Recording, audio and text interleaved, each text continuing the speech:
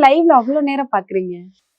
ஆக்சுவலா வந்து நம்மளுக்கு லைவ்ல தான் நிறைய பாயிண்ட்ஸ் கிடைக்கும். எபிசோட்ல ஒண்ணுமே கிடைக்காது. ஓ!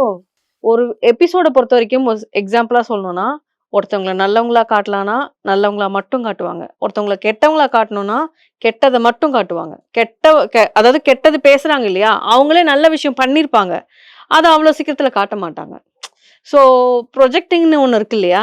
அது வந்து நம்மளுக்கு எபிசோட்ல வந்து, "இப்படிலாம் ப்ரொஜெக்ட் பண்றாங்களா?" அப்படின்ற மாரி எனக்கு லைவ்ல பார்த்துட்டு எபிசோட்ல பார்க்கும்போது, "இல்ல எபிசோட்ல ஒண்ணுமே இல்ல." அப்படின்ற மாரி ஒரு ஒரு நாள் தோணும். ஒரு ஒரு நாள் வந்து, "அடப்பாவிங்களா! லைவ்ல இது நடந்தது. இது எபிசோட்ல வரவே இல்லையே!" அப்படிங்கிற மாரி ஓ! இருக்கும்.